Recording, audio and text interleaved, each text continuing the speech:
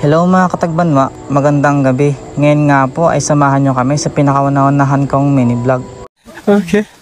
At ito na nga ang mga kaganapan sa gabing ito. So ayun nga, nagkayayaan kaming uminom kasi nga itong isang kaibigan namin na babae ay uuwi na sa kanila. Ito nga palang kasama namin na babae ay si Maria Bernalyn. At siya nga po pala ay taga Santa Cruz. Siya nga pala yung nag-aya para kami daw ay mag-shot at makasama namin sa huling gabi niya dito sa boarding house.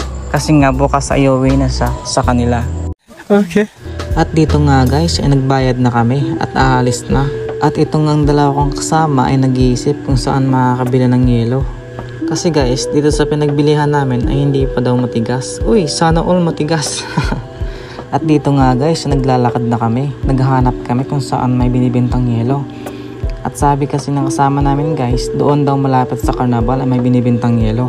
At dito nga guys, ay tamang lakad lang kami kasi medyo malayo yung nagbibenta ng yelo doon sa binilihan namin ng alak kanina. Dito nga guys, ay tamang tawanan at biroon nga lang kami habang naglalakad. Paano ba naman kasi yung isa kong kasama ay hawak-hawak nga lang yung alak. Hindi man lang naka-plastic. Baka mamaya niyan sabihin mga lasinggero kami. At ito nga pong kasama namin guys ay naiwan na sa paglalakad.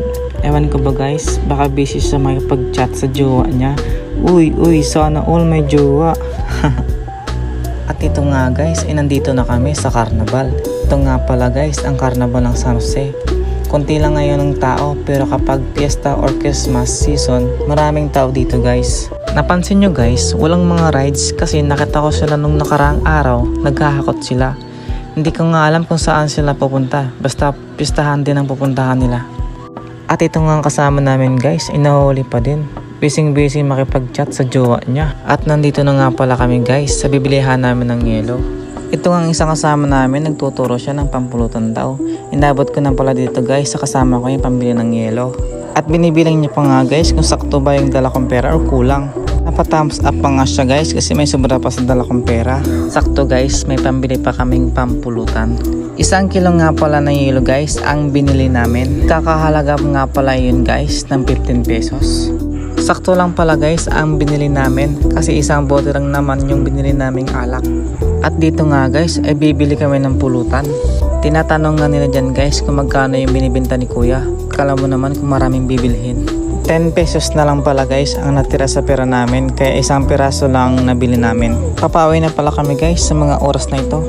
Itong kasama namin guys, busy talaga siya. Ayan, muntik pang mabunggo ang tricycle.